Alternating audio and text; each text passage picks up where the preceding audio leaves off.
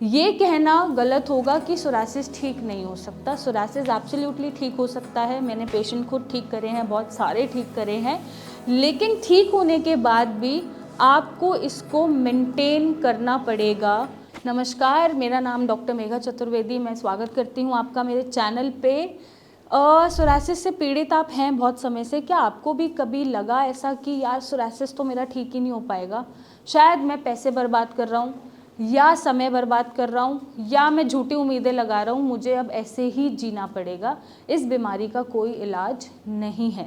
तो आज मैं आपको सोरासिस के बारे में कुछ बातें बताऊंगी। इसके ट्रीटमेंट के बारे में हम बात करेंगे कि क्या सच में सोरासिस ठीक हो सकता है किसी भी ट्रीटमेंट से, चाहे वो कोई भी पैथी हो, किसी भी माध्यम से, और क्या आपको जीवन भर इसी बीमारी के साथ जीना पड़ेगा, आदत डाल लेनी चाहिए, क्या हमें पैसा नहीं वेस्ट करना चाहिए, समय नहीं वेस्ट करना चाहिए। अगर मैं सोरासिस की बात करूं तो आप थोड़ा सा समझने की कोशिश करिएगा मुझे। सोरासिस एक ऑटोइम्यून बीमारी है। अब ऑटोइम्यून बीमारी है तो ऑब्वियसली ये जड़ से नहीं जाएगी। इसको जब भी ट्रिगर मिलेगा, किसी भी आपके जीवन काल में कभी भी ऐसा समय आएगा कि जब आपको और कोई बीमारी हो गई है, आपके इम्यून रिस्पॉन्सेज ज़्यादा डिस्टर्ब्ड हैं, आपका लाइफस्टाइल बहुत अच्छा नहीं है, ईटिंग हैबिट्स ख़राब हैं, बहुत ज़्यादा स्ट्रेस है, तो ये बीमारी ट्रिगर करेगी ठीक होने के बाद भी। लेकिन ये कहना गलत होगा कि सोरासिस ठीक नहीं हो सकता। सोरासिस एब्सोल्युटली ठीक हो सकता है। मैंने पेशेंट खुद ठीक करे हैं, बहुत सारे ठीक करे हैं, लेकिन ठीक होने के बाद भी आपको इसको मेंटेन करना पड़ेगा।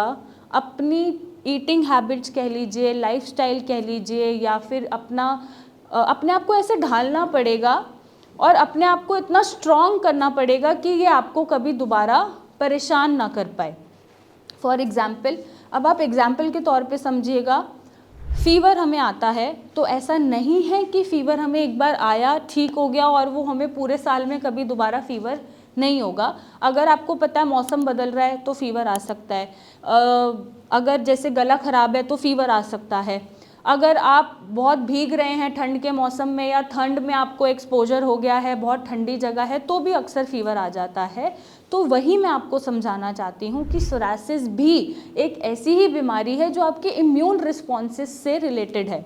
आपको कोशिश ये करनी है कि आपके इम्यून रिस्पॉन्सेस हमेशा आपके हित में काम करें, ना कि आपकी बॉडी के अगेंस्ट जाके काम करें। तो उसके लिए आप अपनी ईटिंग हैबिट्स अच्छा रखिए ताकि आपका लिवर और गट हेल्दी तरीके से काम करें, ना ही वो डीअरेंज होगा, ना ही सोरासिस कभी वापस आएगा। दूसरा, आप ये कर सकते हैं कि बहुत ज़्यादा अल्कोहल, एनिमल प्रोटीन, इन सबको आप छोड़ सकते हैं। जितना आप एनिमल प्रोटीन खाएंगे, जितना आप अल्कोहल इंटेक करेंगे, तो भी सोरासिस रिलैप्स होगा। कोशिश करें कि अगर आपकी हिस्ट्री में आपको मिल रहा है कि मेरे पिताजी को या माताजी को शुगर है, डायबिटीज़ है या और कोई बीमारी हमारी फैमिली हिस्ट्री में चल रही है, तो मैं ऐसी कोई गलती ना करूं खाने पीने में कि मुझे भी वो ट्रिगर हो जाए और उससे मेरा सोरासिस और बढ़ जाए। अक्सर हमने देखा है कि बुखार में सोरासिस रिलैप्स कर जाता है, 5-10% आपको दाने दिख जाते हैं बुखार होने के बाद। इसके पीछे भी यही रीज़न होता है क्योंकि बुखार जब हो रहा है तब भी आपका इम्यून सिस्टम फाइट कर रहा है। सोरासिस में तो ऑब्वियसली इम्यून सिस्टम रिस्पॉन्सिबल है, तो बीमारी का थोड़ा बहुत रिलैप्स हो जाता है जो अपने आप ठीक भी हो जाता है। आगे आप ये कोशिश करें कि बहुत ज़्यादा स्ट्रेस मैं ना लूँ। अब स्ट्रेस तो सबके पास है, मेरे पास है, आपके पास है। स्ट्रेस से कैसे बच सकते हैं? स्ट्रेस से हम ऐसे बच सकते हैं कि घर का स्ट्रेस काम पे ना आए, काम का स्ट्रेस घर पे ना जाए। आप 8 घंटे काम करिए, लेकिन 8 घंटे काम करने के बाद आप ऐसा माहौल रखिए अपने आसपास जिससे आपको खुशी मिले। बार बार किसी चीज़ के बारे में आप ना सोचें, चीज़ों को आप छोड़ दें उनकी डेस्टिनी पे, जैसी चीज़ें होनी है वैसी ही होनी है। थोड़ा सा फिजिकल एक्टिविटी आप इन्वॉल्व करें अपनी लाइफस्टाइल में, ताकि स्ट्रेस सोचने के लिए या बातें सोचने के लिए आपके पास इतनी एनर्जी ही ना बचे, सारी वर्कआउट में निकल जाए या एक्सरसाइज में निकल जाए या मेडिटेशन में निकल जाए।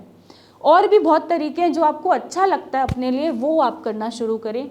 दिन में आधा या 1 घंटा आप खुद को दें। आप खुद से पूछें कि क्या आप अपने जीवन में अच्छे से जी पा रहे हैं, क्या आप खुश हैं, या आपको बहुत सारी तकलीफ़ें चल रही हैं, क्यों चल रही हैं। तो आप अगर खुद को भी देंगे थोड़ा सा समय तो आपको सारे आंसर्स मिल जाएंगे। और थोड़ा सा लाइट रहने की कोशिश करें, जो चीज़ें जैसी होनी है डिसाइडेड हैं वो वैसे ही होती हैं।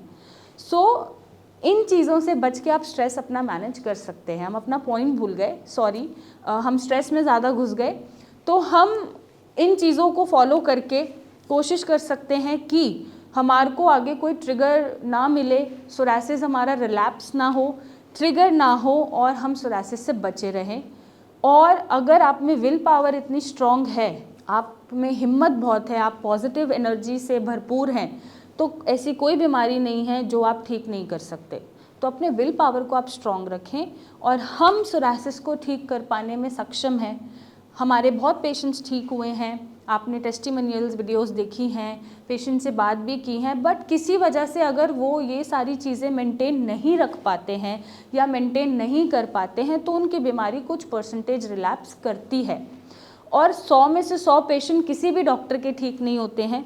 मैं भी यही बोलूँगी कि मेरे भी शायद 75-80 पेशेंट ही ठीक होते होंगे, 10-15-20 पेशेंट ऐसे भी होंगे जो नहीं ठीक हो पा रहे होंगे, बट हम कोशिश ज़रूर करेंगे कि हम आपको ठीक कर पाएँ। और इस कोशिश में हम चाहते हैं कि आप हमारा साथ दें, हमें लाइफस्टाइल आप अच्छे से मेंटेन करके दें, स्ट्रेस ना लें, परहेज़ अच्छे से करें, ताकि हम आपको एक खूबसूरत ज़िंदगी दे पाएँ, सोरासिस फ्री ज़िंदगी दे पाएँ। और अगर आपको मेरी बात थोड़ी सी समझ आई होगी तो आप अपने लिए कोशिश करिएगा खुश रहने की, फिर हमारे लिए कोशिश करिएगा कि हम आपको ठीक कर पाएँ और आप अच्छे से अपना जीवन स्पेंड कर पाएँ, लाइफ स्पेंड कर पाएँ। और अगर आप सोरासिस ठीक करना चाहते हैं तो नीचे दिए गए नंबर पे आप इमेजेस भेज दीजिए या फिर आप कंसल्टेशन ले लीजिए या मुझसे आके मिल लीजिए। Thank you and take care.